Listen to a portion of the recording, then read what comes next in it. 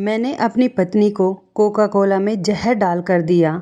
मरते वक्त उसने मुझे एक ऐसी बात बताई जिसे सुनकर मेरी रूह कांप गई। मैंने अपनी पत्नी को कोका कोला में जहर डाल कर दिया और कहा कि इसे पी लो। मुझे अपनी पत्नी से बहुत नफ़रत थी क्योंकि मेरी पत्नी मेरे घर वालों की पसंद की थी। मैं उससे जान छुड़ाने के लिए कोका कोला वाले गिलास में जहर डालकर घर से बाहर बाजार की तरफ निकल गया। अब मैं उसकी मौत की खबर सुनने के लिए बेचैन था। तभी अचानक मेरे पापा का फ़ोन आया। उन्होंने बताया कि बेटा, बहू की आखिरी सांसें चल रही हैं, तुम जल्दी से घर आ जाओ, वह तुम्हें कुछ बताना चाहती हैं। मैं दौड़ता हुआ घर पहुंचा तो मेरी पत्नी ने मरते हुए मुझे एक ऐसी बात बताई थी जिसे सुनकर मेरी रूह कांप गई। मेरा नाम विहान है। मैं शहर में जॉब करता था और मैं अपनी कंपनी से छुट्टी लेकर शादी करने के लिए घर आया था।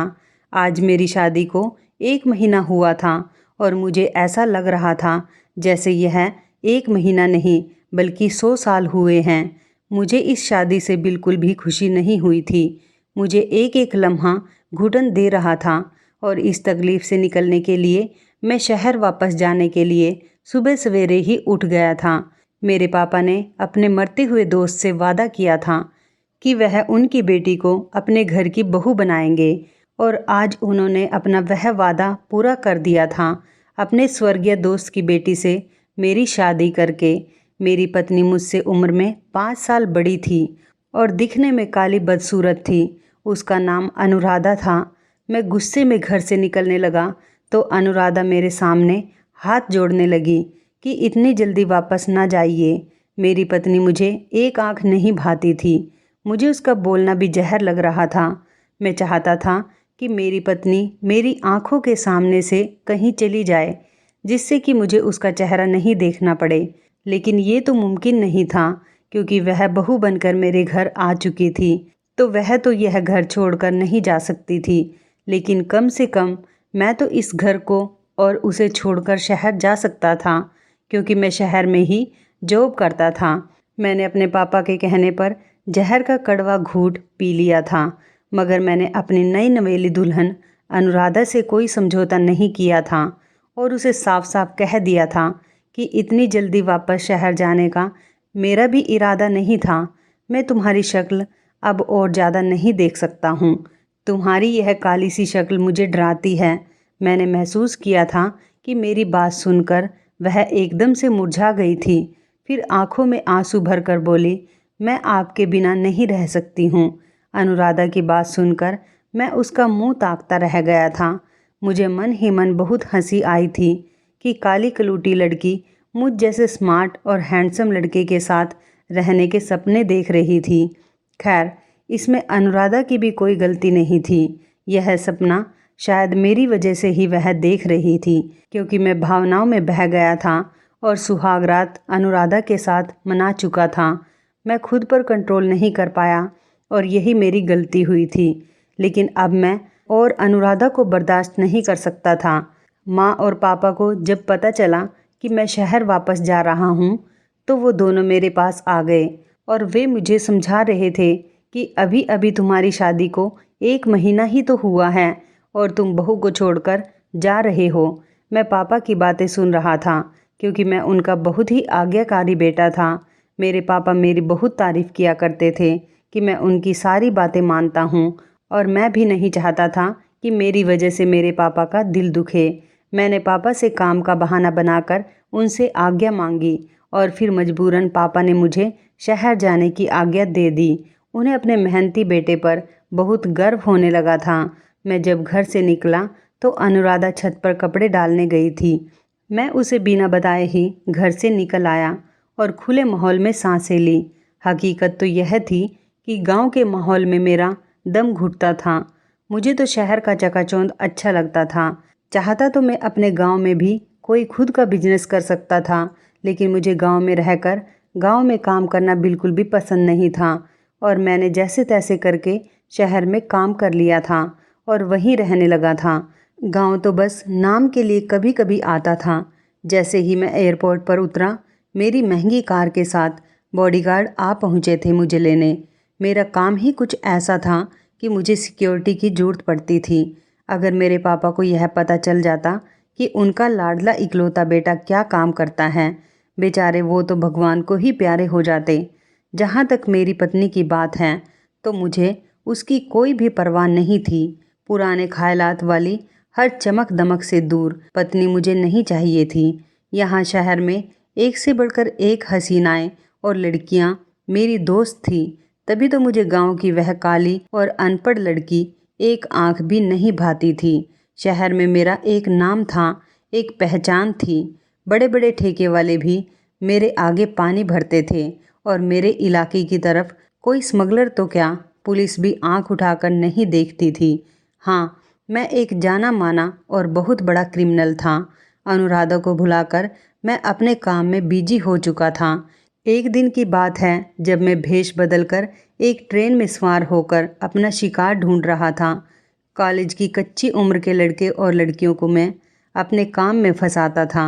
इस उम्र में हर एक की चाहत होती है कि वह पैसा कमाए और अपने माता पिता का सहारा बने। मैं लड़के लड़कियों को अच्छे खासे पैसे ऑफ़र करता था। मैंने बहुत सारे लड़के लड़कियों को अपना शिकार बनाया हुआ था।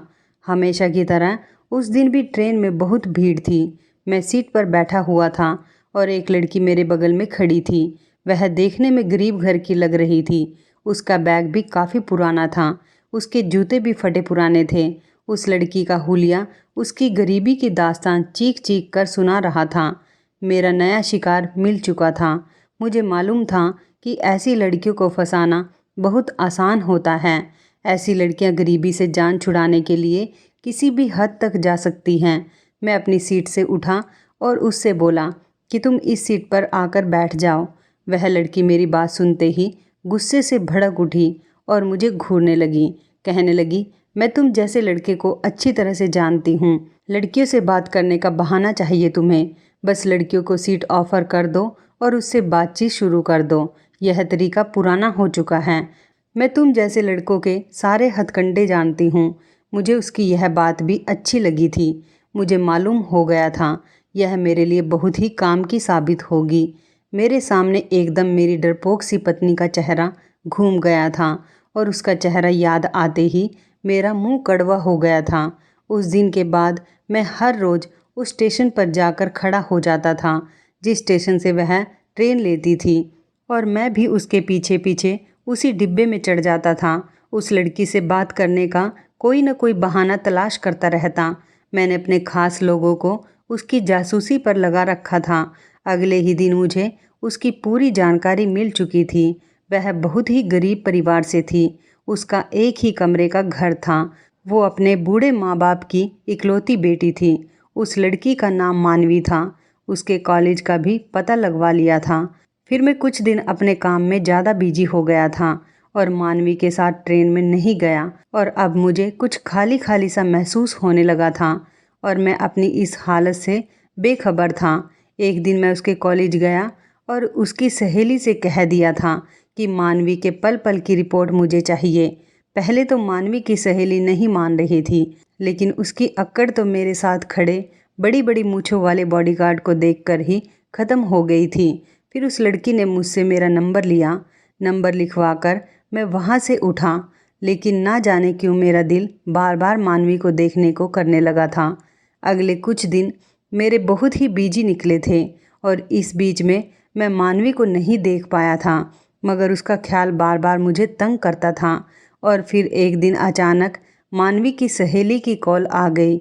उसने बताया कि 2 दिन बाद मानवी की शादी हो रही है। यह बात सुनते ही मेरा दिल टूटकर बिखर गया था। वह अपनी सहेली की शादी में इनवाइट थी, तभी उसने फ़ौरन मुझे कॉल करके बता दिया था। मैं गम और गुस्से के अजीब से दोराहे पर खड़ा था। मुझे समझ नहीं आ रहा था कि मैं क्या करूं।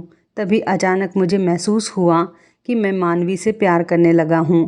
मुझे अपनी हालत पर खूब हंसी आई थी और फिर मैंने बैठकर सोचा कि क्या करना चाहिए। तभी मेरे दिमाग में ख्याल आया और मानवी को बारात आने से ठीक पहले मैंने अपने एक भरोसे के आदमी को भिजवाकर मानवी को उसके घर से उठा लिया था और मेरे घर के एक कमरे में बंद कर दिया था। मैंने अपने आदमियों को सख्ती से बोल रखा था कि इस लड़की को किसी भी तरह की कोई परेशानी नहीं होनी चाहिए। उसकी इज्जत की सुरक्षा करना मेरी जिम्मेदारी थी और मैं उस पर आँच भी नहीं आने देना चाहता था। मेरा दिल मानवी को देखने के लिए तड़प रहा था, मगर मैंने बड़ी मुश्किल से खुद को रोक रखा था। 2 दिन और 2 रात अपने घर पर रखकर उसे सुरक्षित उसके घर भिजवा दिया था। वह मेरे घर जैसे ही मासूम बनकर आई थी, वैसे ही वापस चली गई थी। मानवी के मंगेतर ने उससे रिश्ता तोड़ दिया था। अब मुझे आगे यह करना था कि मानवी के दिल में अपने लिए जगह बनानी थी। मैं हर काम बड़े ही प्लान के साथ कर रहा था। यह मेरी पुरानी आदत थी और तभी तो आज तक मुझे पुलिस गिरफ्तार नहीं कर सकी थी। पुलिस को मुझ पर शक था, मगर वह मेरे खिलाफ सबूत ढूंढने में नाकाम थी। खैर, मैं मानवी की गली में जाकर खड़ा हो जाता था। मैंने बड़ी चालाकी से मानवी के पापा से दोस्ती कर ली थी। वो सीधे साधे आदमी थे, उनसे बातचीत करना कोई मुश्किल बात नहीं थी। जब मानवी के पापा से मेरी बातचीत होने लगी थी तो उन्होंने मुझे बताया कि मानवी का मंगेतर ही घर के सारे खर्चे किया करता था। घर का चूल्हा उस लड़के की वजह से चलता था। अब तो भूखे रहने की नौबत आ गई थी। फिर मैंने मानवी के घर राशन डलवा दिया।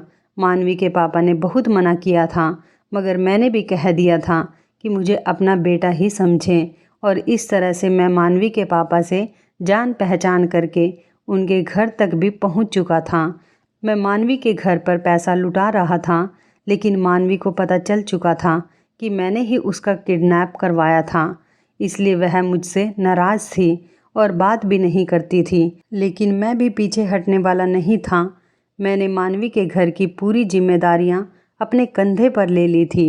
कभी उसके बूढ़े माँ बाप को डॉक्टर के पास ले जाता तो कभी उसके घर ज़रूरी सामान लाकर रख देता।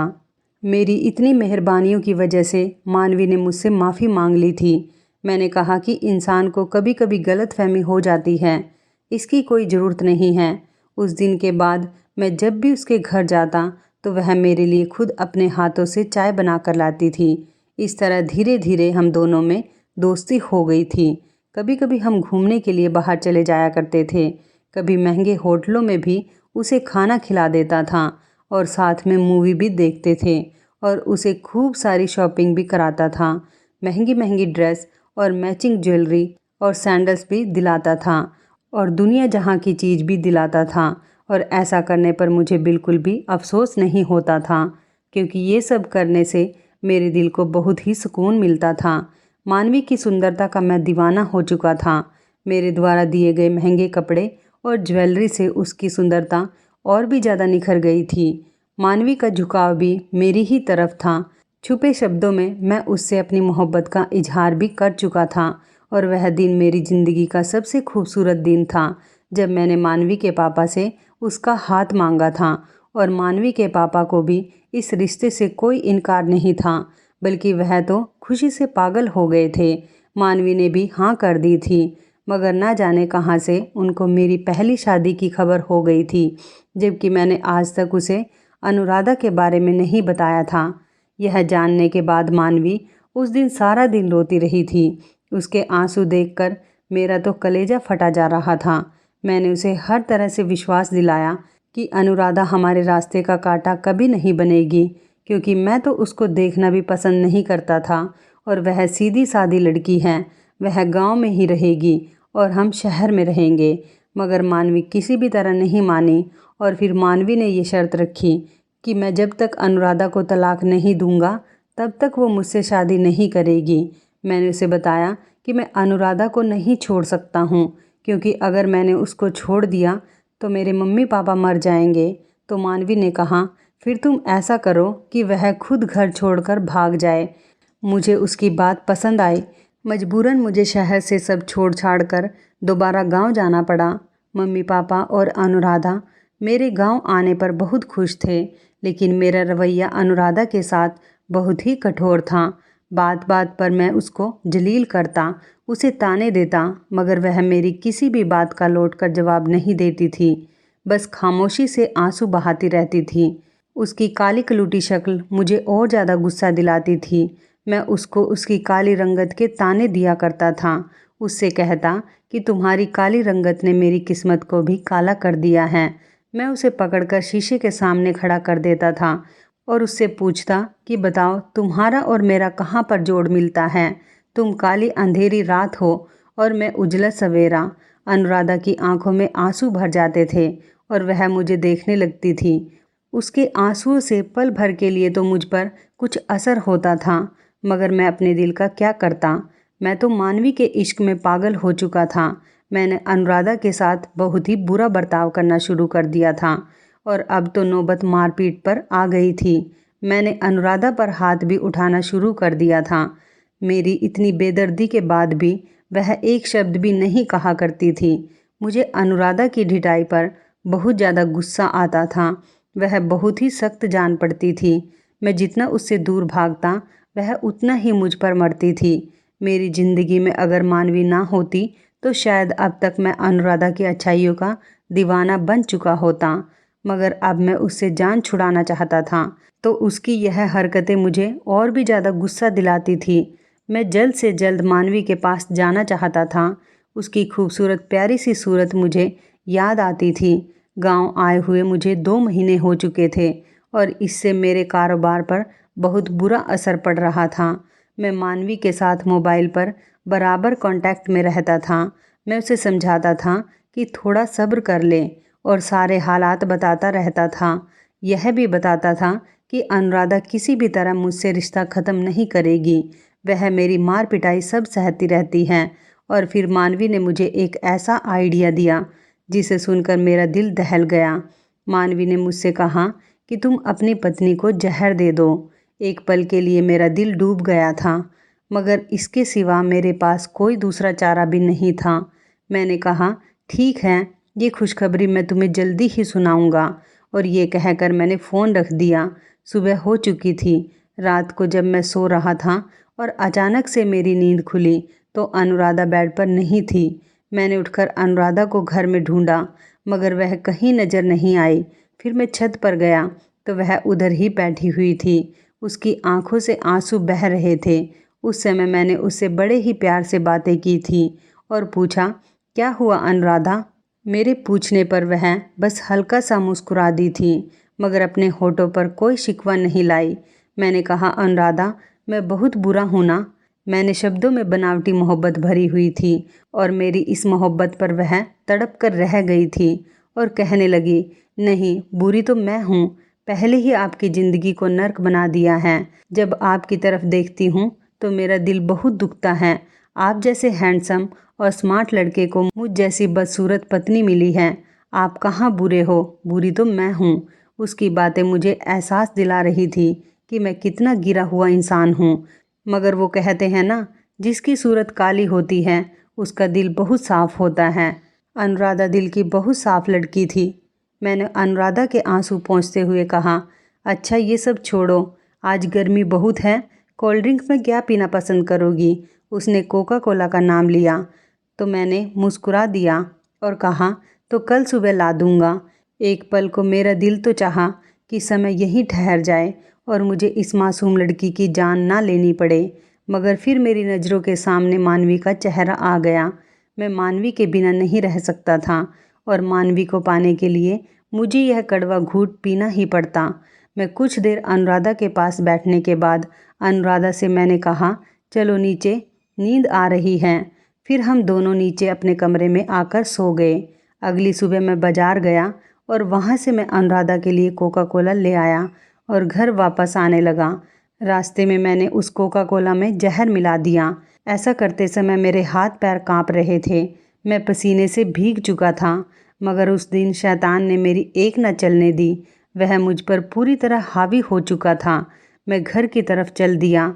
घर पहुंचकर मैंने झूठी मोहब्बत जताकर वह कोका कोला अनुराधा के सामने रखा और कहा कि इसे पी लो। उसने मेरे सामने ही कोका कोला पी लिया। जब मुझे विश्वास हो गया था कि इतने जहरीले कोका कोला से वह मर जाएगी तो मैं भी उठ गया। मेरा सामान तो पहले ही पैक था। मैंने अनुराधा को बाय बोला और खुशी खुशी शहर के सफ़र पर निकल पड़ा। मैं बहुत रिलैक्स था कि मेरी खुशियों के बीच जो सबसे बड़ा कांटा था वह अब निकल जाएगा, मगर ना जाने क्यों मैं जैसे जैसे शहर की तरफ बढ़ रहा था, मेरा दिल बैठा जा रहा था। मैंने मानवी को कॉल करके अपने आने के बारे में नहीं बताया था, क्योंकि मैं उसके घर पहुंचकर उसे सरप्राइज़ देने का सोच रहा था। फ्लैट की चाबी मेरे पास भी थी, क्योंकि मैंने ही वो फ्लैट मानवी को ख़रीद कर दिया था। मैंने उस फ्लैट पर पहुंचकर चुपके से दरवाज़ा खोला और उस घर में दाखिल हो गया। लेकिन ये क्या, मुझे अजीब सा एहसास हुआ। वहाँ बहुत खामोशी थी। तभी मैंने मानवी को देखा। एक कमरे से निकली थी, बहुत ही सुंदर लग रही थी और मानवी के हाथ में मिठाई की ट्रे थी। वह मुझे देखकर मुझसे कहने लगी, आज हमारे रास्ते का कांटा निकल चुका है। आज तो बहुत ही खुशी का दिन है, यह मिठाई खाओ। लेकिन मैं उसकी खुशी देखकर बौखला गया था। जब से मैंने उसे फ़ोन किया था कि कोका कोला में जहर दे दिया है, तभी से यह तैयारी में लगी थी और खुशियाँ मना रही थी। उसने कहा, मेरी तरफ से मुंह मीठा करो। मुझे मिठाई देखकर अजीब सा महसूस हो रहा था, मगर मानवी के बार बार कहने पर मैंने एक टुकड़ा उठाकर खा लिया। वह मुस्कुराती हुई कमरे में चली गई। जब उसे काफ़ी देर हो गई और वह ना लौटी, तो मैं उस कमरे की तरफ चला गया और मैंने दरवाजे के अंदर से झांक कर देखा तो मेरे कदमों तले से ज़मीन ही निकल गई। कमरे के अंदर किसी लड़के के बोलने की आवाज़ें आ रही थी। मानवी उस लड़के के पास बैठी हुई कह रही थी, महेश जी, आप चिंता ना करें, मैंने विहान का पक्का इंतजाम कर दिया है।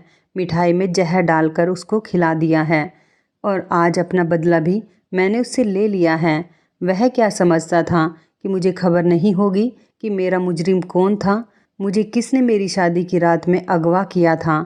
मेरा मुजरिम विहान ही तो है। वह तो भगवान की कृपा है जो महेश जी आपने मेरे पर विश्वास किया। मोहब्बत तो मैं सिर्फ आपसे ही करती हूँ और हमेशा ही करती रहूँगी। मानवी की बातें सुनकर मुझ में वहाँ खड़े होने की हिम्मत नहीं थी। मैं दबे पाँव वहाँ से निकल आया था और तभी अचानक मेरे घर से कॉल आई और मेरे पापा ने कहा, बेटा, तुम्हारी पत्नी की अंतिम सांसें चल रही हैं और वह तुम्हें बुला रही है। मेरे तो कदमों के नीचे से ज़मीन ही निकल गई। मुझे अब अपनी गलती का एहसास हो गया था। जहर तो मुझे भी दिया गया था। मेरी हालत भी ख़राब हो रही थी, लेकिन अब मुझे अपनी हालत की परवाह नहीं थी। मैं जल्दी से गांव पहुंचा। मैंने देखा कि अनुराधा के चेहरे पर मौत का सन्नाटा था। मेरे घर पहुंचते ही मेरी पत्नी ने मुझे मुस्कुरा कर देखा। उसकी मुस्कुराहट देखकर मेरी रूह कांप उठी थी और फिर अचानक ही वह मेरे पैर पकड़कर बोली, आप मुझे माफ़ कर दो। मैं घबरा गया और पूछा, क्या हुआ अनुराधा? उसने रो कर कहा, मैंने आपकी अलमारी तलाश की थी। मुझे आपके गलत काम के बारे में सब सबूत मिल चुके हैं। मैं उसकी बात सुनकर हैरान रह गया। मेरे हाथ पैर कांपने लगे थे। जहर अपना काम कर रहा था, लेकिन मैं फिर भी खड़ा उसकी बातें सुन रहा था। वह कह रही थी कि मैं सोच रही थी कि आपके खिलाफ कानूनी कार्रवाई करूं या ना करूं। मैं इसी सोच में डूबी हुई थी, लेकिन मैं आपको भगवान के कहर से बचाना चाहती थी। इसलिए मैं आपको इस गलत काम के दलदल से निकालना चाहती हूँ और आपको इस दलदल से निकालने के लिए बस मेरे पास एक ही रास्ता था कि आपको पुलिस के हवाले कर दूँ। मैंने आज ही आपके खिलाफ कानूनी कार्रवाई की है। पुलिस किसी भी वक्त यहाँ पहुँच सकती है और आपको गिरफ्तार कर सकती है।